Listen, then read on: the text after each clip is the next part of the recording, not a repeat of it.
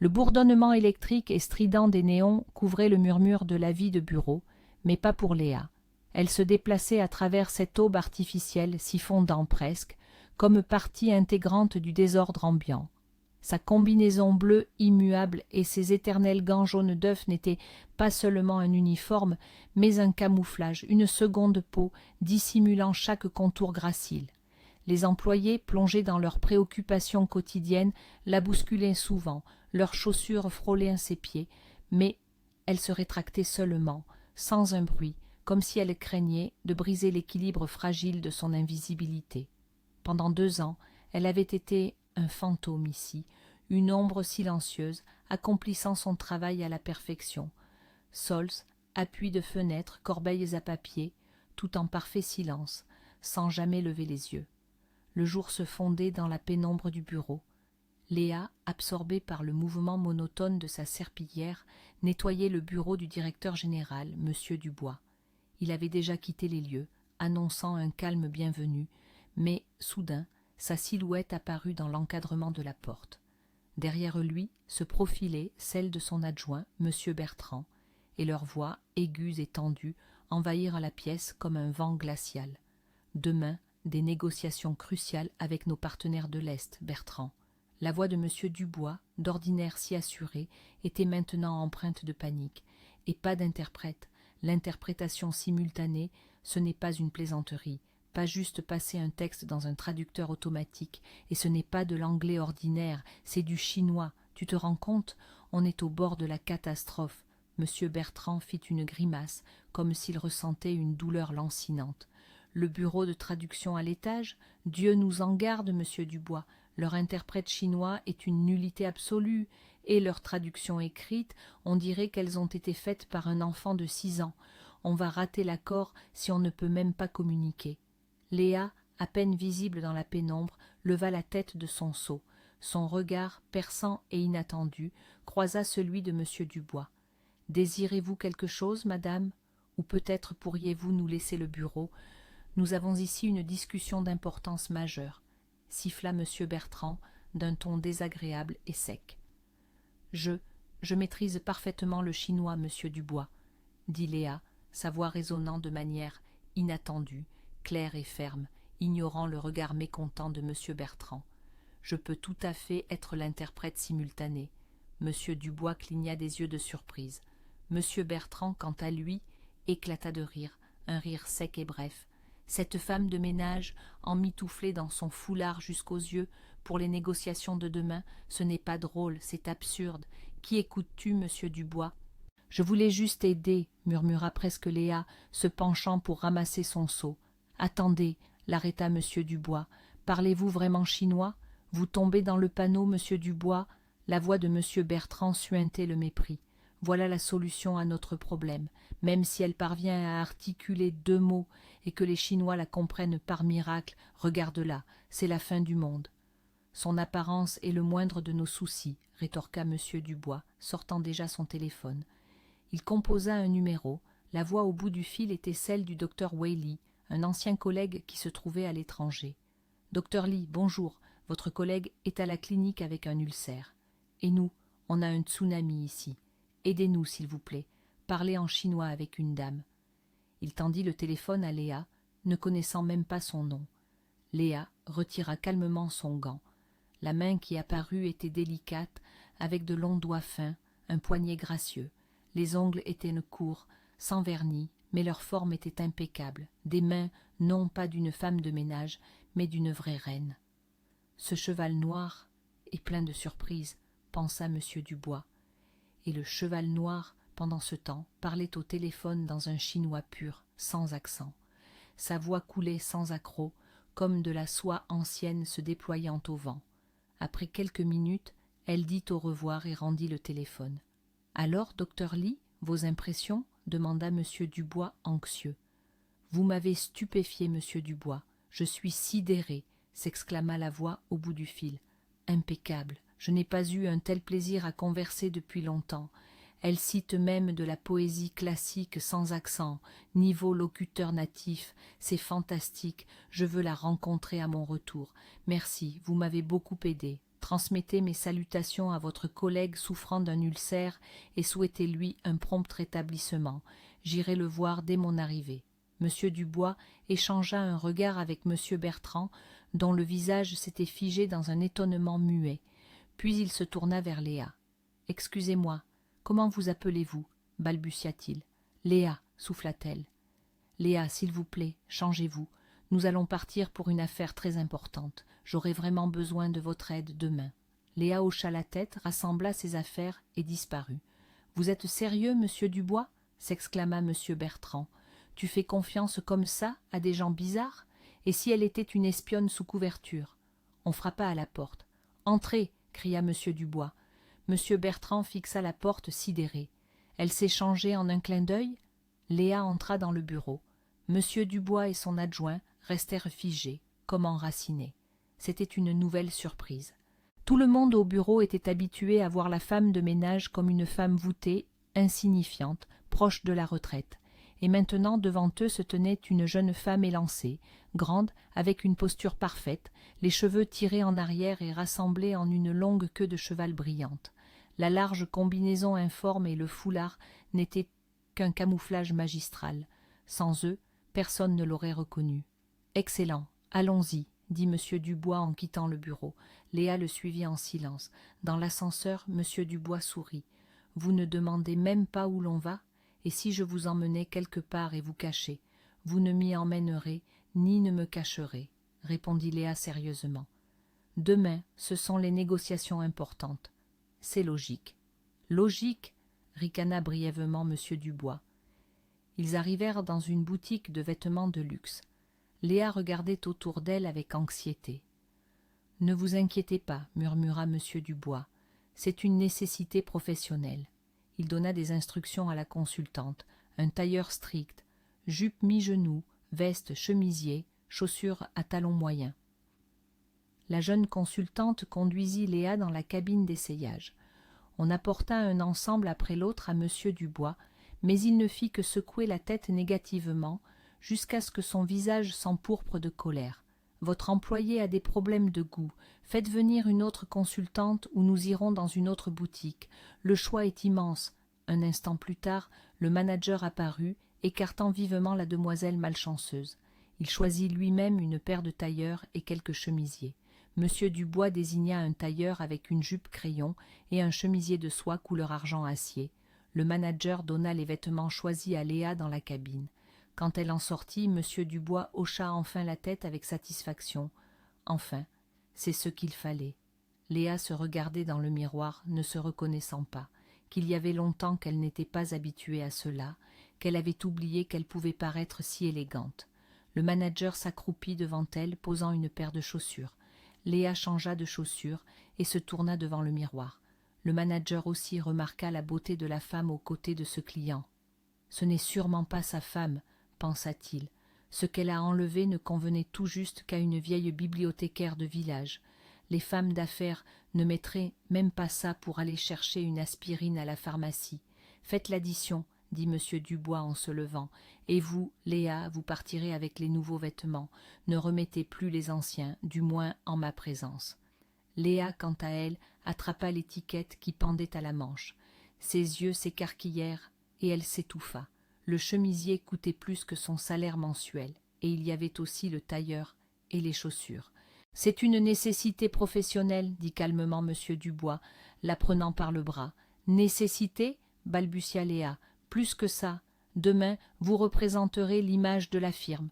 Nous ne pouvons pas faire mauvaise figure lors des négociations. » Les négociations furent brillantes. Léa fut promue à un nouveau poste. Quand on parla des documents, il s'avéra qu'elle ne les avait pas, qu'il fallait les faire refaire. « Ça n'a pas d'importance, » écarta monsieur Dubois. « J'ai besoin d'une spécialiste, pas d'un diplôme. On s'occupera du diplôme plus tard. Au fait, je vais charger le chef de la sécurité, Marc Duval, de s'occuper de vos documents pour accélérer leur reconstitution. »« Non, non, ce n'est pas nécessaire. Je vais m'en occuper moi-même. » Des taches écarlates apparurent sur les joues de Léa, et elle s'agita visiblement. Léa accomplissait son travail de manière irréprochable, mais quelque chose tourmentait son esprit. Elle était beaucoup plus calme et sereine lorsqu'elle était femme de ménage. Quelque chose la rongeait, et avec les documents, elle ne se pressait visiblement pas. Peut-être cachait-elle vraiment quelque chose? Tu avais raison après tout, dit pensivement M. Dubois, se frottant le menton et regardant M. Bertrand. Elle ne me plaît pas, je te l'avais dit. M. Dubois chargea Marc Duval, le chef de la sécurité, de surveiller Léa. Sois gentil, Marc, vérifie-moi cette Léa. Il y a quelque chose qui cloche avec ces documents. Deuxième rappel, encore des promesses, et elle évite mon regard. Ce serait dommage de devoir la licencier. Et si Bertrand avait raison, et qu'elle était en train d'espionner quelque chose? C'est noté, chef. Quelques jours, et je vous remettrai un rapport, répondit Marc. M. Dubois hocha la tête et se plongea dans ses dossiers. 2 jours plus tard, Marc Duval frappa à la porte du bureau de M. Dubois, retenant difficilement son excitation. « Alors, Marc, je vois dans tes yeux que tu as déterré quelque chose d'intéressant. Elle nous a vendus à la concurrence ?»« Pas exactement, M. Dubois, mais j'ai trouvé quelque chose de très curieux. Tenez, regardez. Quel drôle de moineau, notre femme de ménage. » M. Dubois parcourut les premières pages du dossier et siffla. « Eh bien, pourquoi se cache-t-elle? La question est, combien de temps va-t-elle se cacher et pourquoi? Elle est vraiment pleine de surprises. » Il se pencha vers l'interphone et donna l'ordre. « Svetlana, s'il vous plaît, demandez à Léa de venir me voir. » Pendant 2 ans, Léa s'était cachée du monde, de cette vie qui s'était effondrée lorsqu'elle avait enterré son père. Armand Leclerc, son père, était un magnate, un homme dont on disait qu'il transformait en or tout ce qu'il touchait, tel le roi Midas. Mais il n'avait pu donner toutes les richesses du monde pour la santé de sa femme, et Lara. Elle était d'une beauté incroyable. Ils formaient un couple magnifique, tous deux grands, avec des yeux clairs, comme venus d'une autre dimension. Armand vivait pour elle, respirait pour elle. Il était prêt à jeter toutes les richesses du monde aux pieds de sa bien-aimée, à lui acheter des maisons dans chaque pays. Et elle ne faisait que rire, répétant qu'elle n'avait besoin de rien d'autre que de son amour et de l'enfant qu'elle rêvait de lui donner. Elle attendit, espéra, puis entreprit des démarches désespérées. Voyage de consultation, choix de clinique, FIV. Puis elle pleurait, après les échecs, lorsque l'embryon ne s'implantait pas. « Comment ne comprenez-vous pas? Ce n'est pas un embryon, c'est mon enfant vivant, notre enfant, à moi et Armand. » On l'a consolée, on lui proposait une nouvelle tentative. Enfin, dans une clinique suisse, ils réussirent. Et Lara craignait de respirer. Elle portait l'enfant depuis 4 mois. Le fœtus se développait bien, mais les médecins craignaient sérieusement pour sa santé.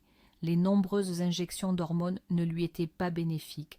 Des évanouissements apparurent, une fatigue chronique. Lors d'un nouvel examen, avant une procédure de FIV, tel un coup de tonnerre dans un ciel serein, tomba le diagnostic. Grave maladie du sang. Porter la grossesse était hors de question. Les médecins insistaient pour interrompre la grossesse et commencer immédiatement le traitement. Mais Lara fit ses bagages et s'enfuit de la clinique. Armand souleva le monde entier. « Comment avez-vous pu perdre ma femme? Qu'est-ce que ça veut dire, disparue ?»« Ce n'est pas un établissement sécurisé, docteur, » se justifia le médecin. « Et ce ne sont pas des détenus, ici. Elle est partie seule. » Aussi furieux qu'ait été Armand, sa femme s'était volatilisée comme par enchantement. Et puis, quelque temps après, elle réapparut d'elle-même. Il s'avéra qu'elle louait une petite chambre chez une dame âgée non loin de là. Elle avait mené sa grossesse à terme. Elle était venue d'elle-même à la clinique pour accoucher et mourir. Armand pleurait, lui baisait les mains, lui reprochait d'avoir agi ainsi. « Au moins, j'ai une excuse, » murmura-t-elle. « Je n'ai pas vécu en vain. Il restera une trace de moi sur terre. » Armand vit la nouveau-née, mais n'éprouva pour elle aucun sentiment, sauf de l'agacement. Cette petite créature ridée à la bouche rose et édentée lui avait pris Lara. La thérapie ne donna aucun résultat, et sa femme chérie s'éteignit doucement et rapidement, comme une bougie. Armand mourut en lui-même avec Lara, enterrant son cœur. Il songea sérieusement à mettre fin à ses jours. Mais la petite Léa, qu'il nomma du nom de sa mère, comme l'avait demandé Lara, tomba entre les mains bienveillantes d'une nourrice, Nani Ania. Cette femme devint la nourrice pour eux deux. Petit à petit, Armand reprenait vie. Il commença à remarquer sa fille, et découvrit avec stupéfaction que la fillette était la copie exacte d'Elara. « À ma santé, Valentina Sergevna !» se réjouissait Nani Ania, crachotant doucement par-dessus son épaule gauche. « Pouah, pouah, pouah, pour ne pas jeter le mauvais œil. Il s'est remis, mon chéri, et grâce à Dieu, peut-être que la fillette aura au moins un père, puisqu'elle a perdu sa mère. » Armand adorait sa fille, reportant tout son amour sur elle. La petite grandissait affectueuse, obéissante, se blottissait contre son père comme un chaton, et ne connaissait jamais de refus. Armand ne regardait pas les autres femmes, jamais. Jusqu'à un jour mémorable. Il avait déjà appelé Léa, lui promettant qu'il lui restait une affaire à régler, et qu'il viendrait tout de suite la chercher. Un partenaire espagnol avec qui ils allaient en construire un centre commercial avec un grand terrain aménagé, planté d'arbres. L'interprète du partenaire espagnol était une jeune femme qui faillit faire échouer les négociations, car Armand la regardait avec des yeux ébahis et oubliait d'écouter ce qui était dit. C'était elle. Elle avait même le même prénom, Elara, les mêmes gestes, le même regard. Pour la première fois depuis des années, Armand oublia qu'il avait promis à sa fille de se dépêcher de rentrer. Ce soir-là, il ne rentra même pas dormir, restant dans la chambre de la beauté. Il tomba amoureux comme un adolescent. Son Elara était revenue, une copie exacte. Inutile de dire qu'il la demanda en mariage sur-le-champ. Ils firent un mariage somptueux et la jeune épouse, Séraphine, emménagea dans la maison de son mari. « Ah, ma petite, tu vas pleurer avec cette marâtre et moi aussi avec toi, » soupira Nani Ania en coiffant Léa. Comme elle l'avait prédit, Séraphine n'avait aucune intention de devenir la mère de l'enfant d'un autre. Elle avait déjà le sien, prêt à l'emploi, Casimir du même âge que Léa. Casimir ne ressemblait pas du tout à sa mère, sauf peut-être par son caractère, tout aussi arrogant et égoïste.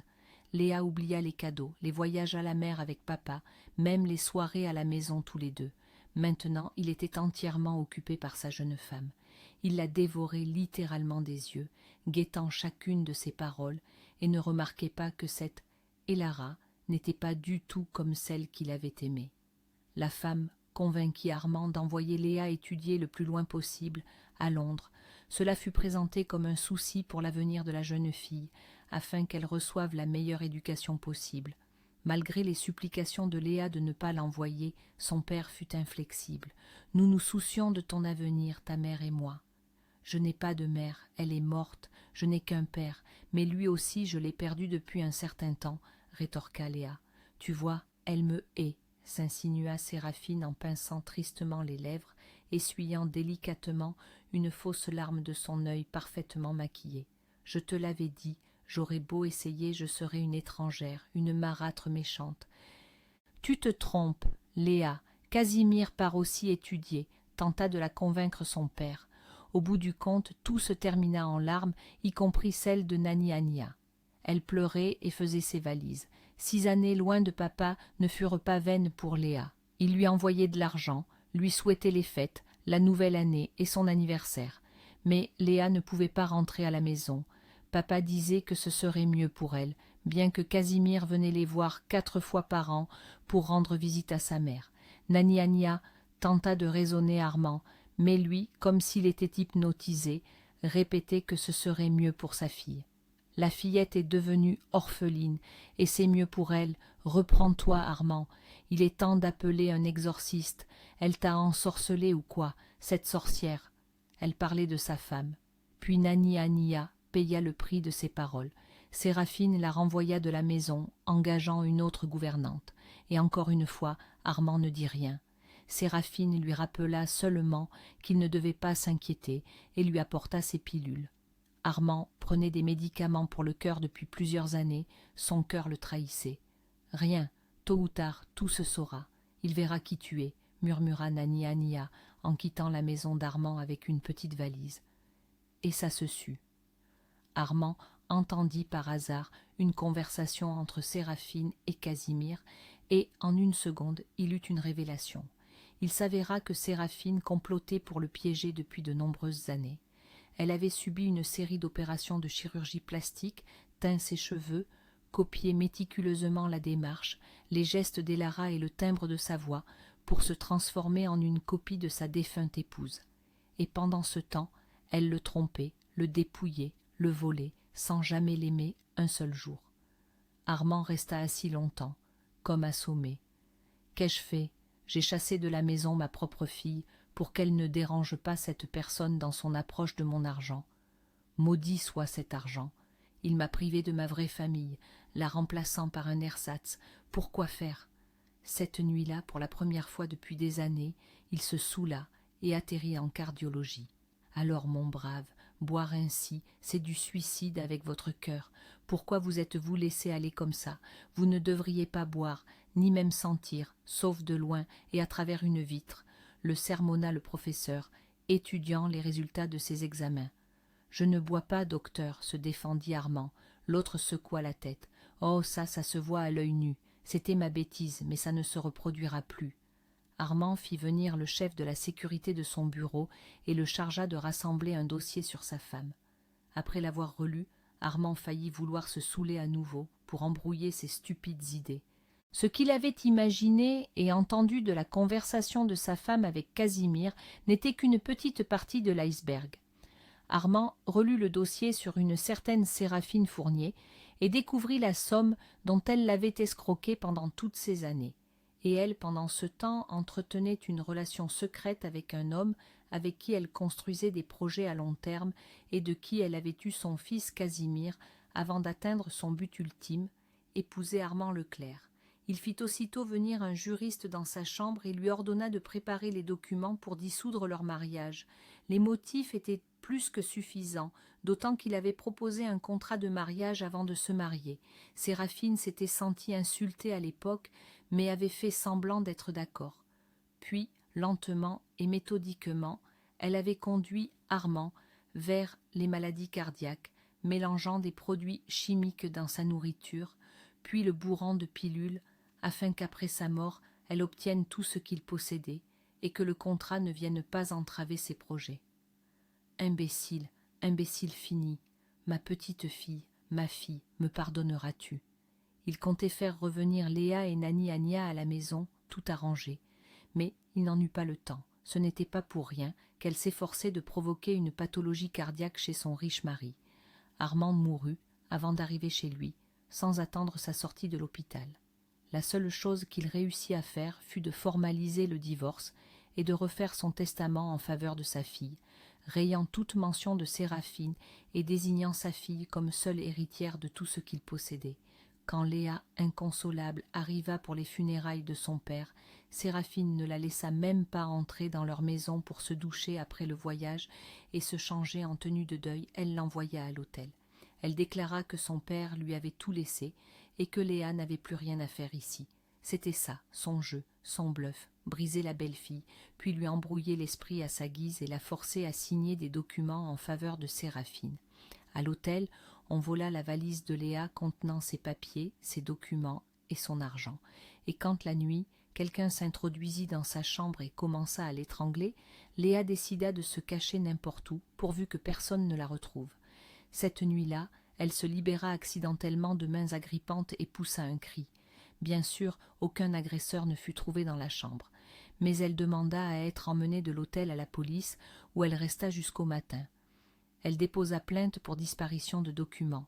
Séraphine rongeait son frein et maudissait sa belle-fille, se reprochant sa propre myopie. Elle s'était trompée dans ses calculs. Il fallait garder cette idiote près d'elle et la travailler, pas la chasser. Alors, elle s'était cachée. Séraphine avait encore tant de choses qu'elle comptait faire, et maintenant il fallait aussi la chercher. Ayant obtenu une attestation à la place d'un passeport, Léa loua une petite chambre dans une HLM en périphérie et devint femme de ménage dans la firme de M. Dubois. Voilà, le reste vous le savez, soupira Léa. M. Dubois et Marc l'écoutaient, bouche bée, oubliant de les refermer. Eh bien voilà, on s'est retrouvé détective, expira M. Dubois. Marc, vous devriez aider la jeune femme, il faut rétablir la justice. Saviez-vous, Léa, que vous êtes la propriétaire légitime de tous les biens hérités? Il se tourna vers Léa. Celle-ci était désemparée. Comment ça? C'est-à-dire, ma belle-mère a dit que rien ne m'appartenait, que mon père avait tout mis à son nom. Un autre mensonge, dit froidement Marc. Vous pouvez rentrer chez vous, et c'est eux que vous ferez expulser, et je ne m'encombrerai pas de courtoisie avec eux. » Léa secoua la tête avec horreur. « Non, je ne peux pas, j'ai toujours une peur bleue d'elle. Et ça se règle en un clin d'œil, et il n'y a rien à craindre ici, » sourit M. Dubois. « Marc vous accompagnera demain. Et à vrai dire, pourquoi demain?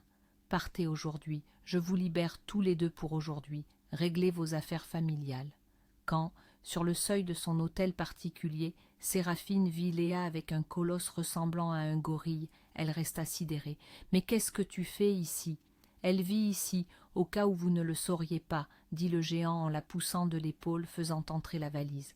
Séraphine s'étouffa en silence, ne trouvant pas les mots. « Et vous, vous ne vivez pas ici, à partir de demain. Vous pouvez faire vos valises dès aujourd'hui, » poursuivit le géant désagréable. Du deuxième étage descendit un homme en robe de satin et commença à l'assaillir de questions. « Chérie, qui est-ce? Pourquoi Petite est arrivée? Tu l'as invité? Qui est ce grand escogriffe? » « Ce grand escogriffe est son fiancé, et Léa n'a pas besoin d'invitation. Elle est ici la maîtresse des lieux, » répondit calmement Marc sans prendre la peine de se présenter. Léa rougit. La nuit ne fut pas sans incident. Marc descendit au garage, réveillé par du bruit. Il s'avéra que la famille emballait activement des objets de valeur dans la voiture pour emporter le plus possible. Marc secoua calmement la tête. « Je ne vous le conseille pas. Sinon, ça va se transformer en affaire criminelle, dont la queue est le vol à grande échelle, et la tête tentative de meurtre. C'est bien vous qui avez étranglé Léa à l'hôtel?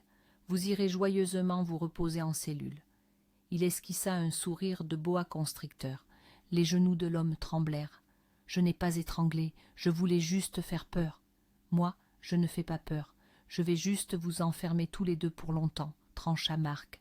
Ensuite, Léa ramena Nani Ania à la maison et déclara qu'elle n'aurait pas besoin de travailler, mais juste d'être près d'elle, comme une grand-mère. « Ma joie, je vais mourir d'ennui, je suis habituée à travailler. »« Alors, vous pourrez me préparer des crêpes au sirop d'érable le matin si vous en avez envie, » sourit Léa.